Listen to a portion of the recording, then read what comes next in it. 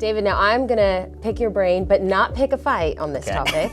I want to talk about this profane word in some circles, and it's submission. Wow. So whether that is submission in marriage or in the workplace or within church authority, let's unpack that from a theological place. Man, I think like the best way to define submission is to just close our eyes and think of Jesus. Like that's our perfect picture of submission. It's not a bad word if you just think that Jesus was our greatest model.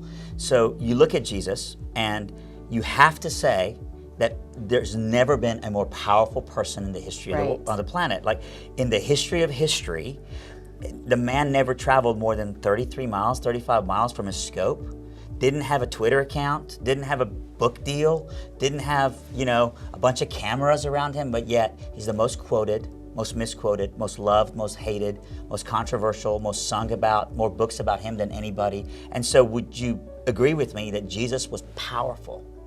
So you look at that power, but yet you see in him this humility. Right. And he came to submit to the will of the Father.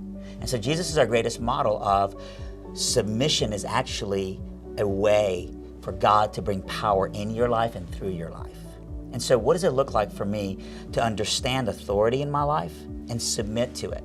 Trust that God has maybe placed me in a certain place, that where there's the workplace and like this person is my manager. And so I work the fry station and this person, works the whole drive-through that includes the fry station.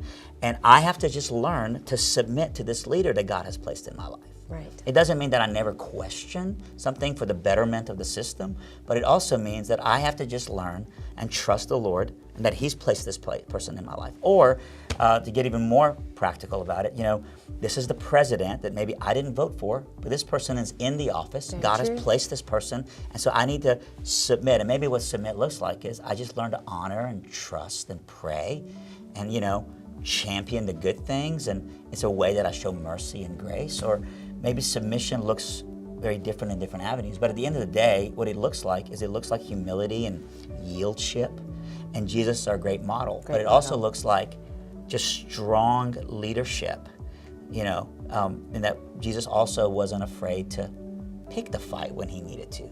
I don't think Jesus believed that the absence of conflict was the presence of peace. Jesus came and fought the greatest fight of all for us on the cross. But yet, he did that without robbing himself of submission and humility. Absolutely. Thank you so much for your insight. I appreciate it.